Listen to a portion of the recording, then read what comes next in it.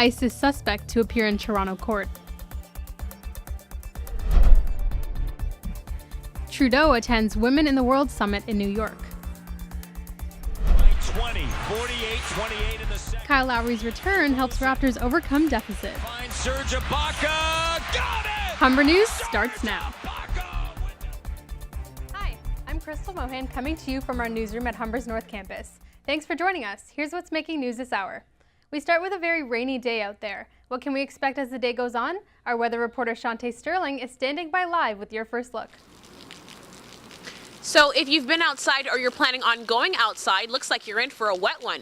Periods of rain are expected all day and even worse, turning into snow near midnight. How much rain can you be expecting for today? Well, between 20 to 30 millimeters. A rainfall warning is in effect. I'll have your very wet forecast later on. For now, back to Crystal in the newsroom. Thanks, Shantae. A Toronto man accused of supporting a terrorist organization is to appear in court today. 27-year-old Pamir Hakimzadeh joined the Islamic State in 2014. He was detained in Turkey and was forced to come back to Canada. The RCMP began an investigation on him in January of 2016. Toronto police said he was previously charged with uttering threats and assault causing bodily harm. He will appear in Old City Hall. In other news, Downsview Station is set to officially become Shepherd West Station. This is the first station in TTC history to have a name change. The decision is because of the Toronto-York Spadina extension opening later this year. The first stop on that new line will be called Downsview Park. White House Chief Strategist Steve Bannon has been removed from the National Security Council. The decision was announced yesterday. Placing a political advisor like Bannon on the council was an unprecedented move from the Trump administration.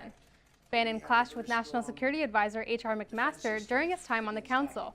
He is well known for his strong right-wing views and lack of foreign policy experience. He had only attended one of the NCS's regular meetings.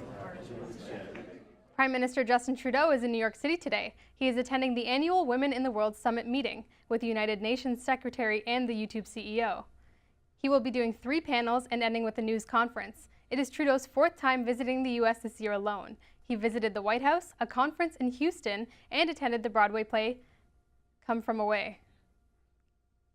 The Syrian government has broken its silence about the chemical attack earlier this week. During a news conference today, the Syrian foreign minister denied the government's involvement against its own people.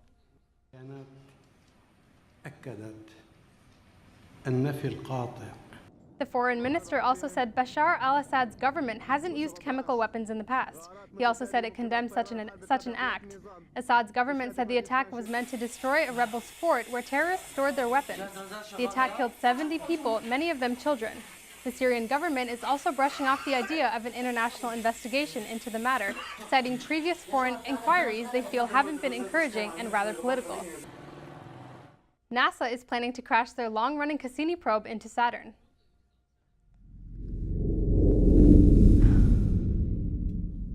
The crash will prevent any surviving Earth microbes from infecting any living organisms on Saturn's moons. The spacecraft has been exploring Saturn and its moons since 2004.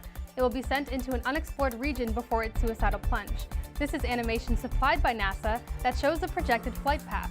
Cassini is running out of fuel, and scientists will be able to gather information on the planet's rings before its demise. The probe will be traveling at over 100,000 kilometers an hour. Even hitting a tiny particle in those rings could prematurely end its mission. NASA says that the crash will happen in September. We're going to take a quick break. Coming up next, sports and weather. Stay with us.